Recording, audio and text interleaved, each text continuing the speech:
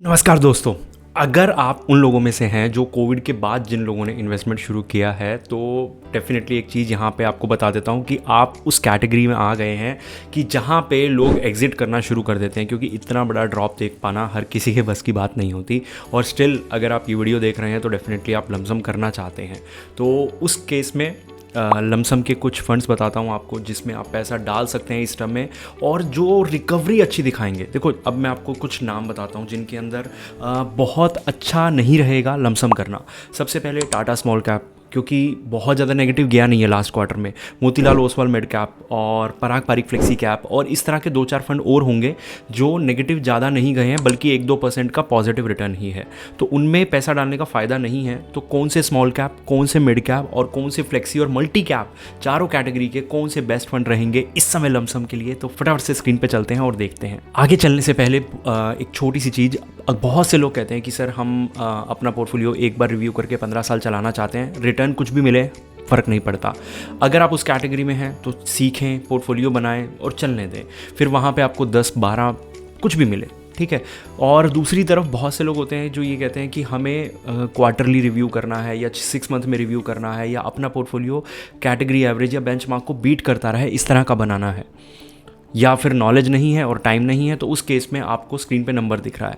सारी सर्विसेज, सारा एनालिसिस हमारा रहेगा और जो भी कॉस्ट होगी वो कॉस्ट तो मैं कह रहा हूँ 5 साल की कॉस्ट 1 साल में कवर ना हो जाए फिर मेरे को बताना। देखो, वो चीज़ें हम फ़ोन पे बात कर लेंगे, आप व्हाट्सएप कर सकते हैं इस नंबर पे। अभी वापस चलते हैं जिन लोगों के पास समय नहीं है या नॉलेज नहीं है और वो चाहते हैं कि उनका पोर्टफोलियो बेंचमार्क बीट करता रहे, ठीक है, उन लोगों के लिए नंबर है। बाकी सीखने में बुराई थोड़ा है, बेशक आप हमारे क्लाइंट्स हैं, नहीं हैं या बनना चाहते हैं, जो भी है, सीखने में कोई बुराई नहीं है। एक बार चीज़ें सीख लेते हैं, खुद को भी नॉलेज होना बहुत ज़रूरी है। यहाँ पे मैंने आपको बोला था कि जैसे मोतीलाल ओसवाल मिड कैप हो गया, इसने अभी पॉजिटिव रिटर्न दिए हैं 3% तक, ठीक है। उधर दूसरी तरफ जो मोस्ट कंसिस्टेंट फंड इनका चलता आया है मिड कैप कैटेगरी में, एडलवाइस का 1% तक गिरा हुआ है। HDFC mid cap almost 1.51, Kotak emerging equity लगभग 1% के आसपास गिरा है।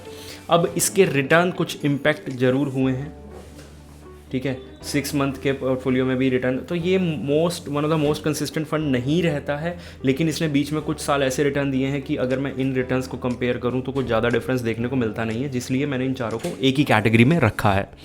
ओके, अब यहाँ पे बात करी जाए तो ये फंड भी बहुत अच्छा वापस रिकवरी दिखाया। इवन फंड मैनेजर चेंज होने के बाद ये one of the rare fund है जो फंड मैनेजर चेंज होने के 1 साल पहले ही, क्योंकि पिछले नवंबर-दिसंबर में हुआ था फंड मैनेजर चेंज, और इस 1 साल होने तक 37% बहुतों के बराबर खड़ा है। तो बहुत अच्छी बात है। इसने तो एक्स्ट्रा ऑर्डिनरी रिटर्न दिए हैं, इसको तो आप छोड़ ही दीजिए, ठीक है, क्योंकि जो एक्स्ट्रा ऑर्डिनरी रिटर्न देते हैं ना, उनको मोस्टली केसेस में, यहाँ तो हमने पकड़ लिया, ठीक है, लेकिन मोस्टली केसेस में आप नहीं पकड़ पाते।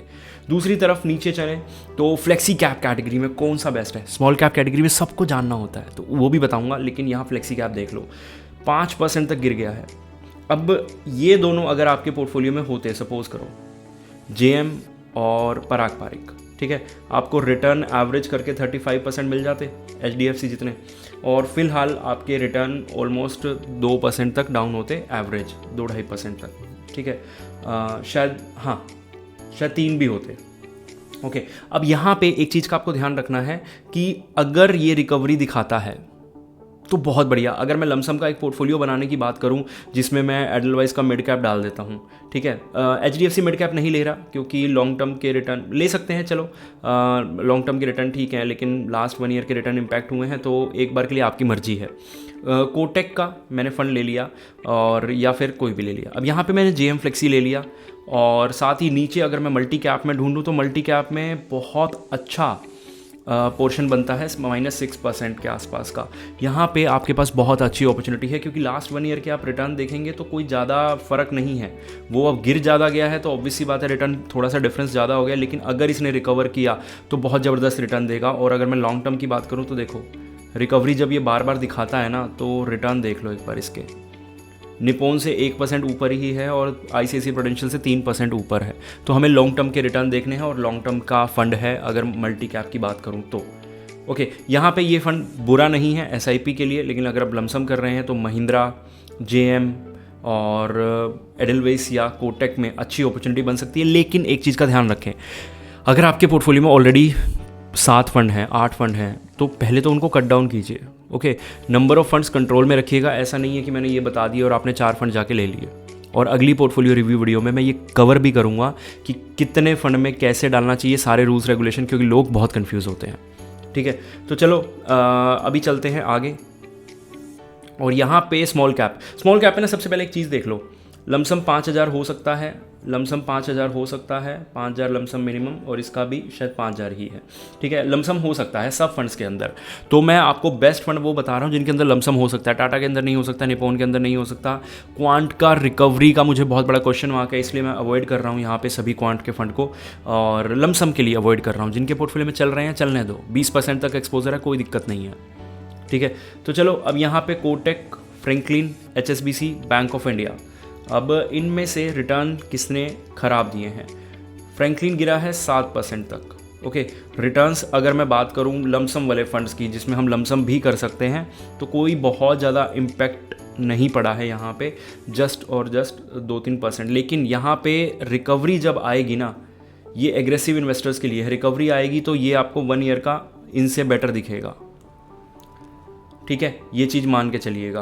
तो इसमें रिटर्न बन सकते हैं, क्योंकि लॉन्ग टर्म में इसको मुझे पता है बहुत रिटर्न कम है, लेकिन हमने ये 6 मंथ 1 मंथ के लिए लिया है, शायद इसको 2025 के एंड तक हम सेल भी कर दें, लेकिन तब तक बहुत ज़बरदस्त रिटर्न दे सकता है। रिकवरी अगर इसके अंदर हुई तो फिर से मैं बोलूँगा one of the best small cap निकल के आएगा इस साल के 3 क्वार्टर। ठीक है, 3 क्वार्टर नहीं बोलूँगा, 8 महीने बोलूँगा। 8 महीने के बाद तक ये बेस्ट फंड था। लास्ट 3-4 मंथ थोड़े से ऐसे गए हैं, लेकिन स्टिल अभी भी वन ऑफ द बेस्ट है। तो फ्रैंकलिन आप ले सकते हैं अगर आप लमसम करना चाह रहे हैं तो। ठीक है, ये वो फंड थे जिनके अंदर हम लमसम कर सकते हैं। स्टेबिलिटी के लिए आपके पास अलग से कुछ फंड्स होने चाहिए जिनके अंदर बहुत ज़्यादा गिरावट ना आई हो। ओके, होपफुली वीडियो अच्छी लगी होगी। इस तरह की इंटरेस्टिंग वीडियोज़ के लिए हमें फॉलो करें। मिलते हैं अगली वीडियो।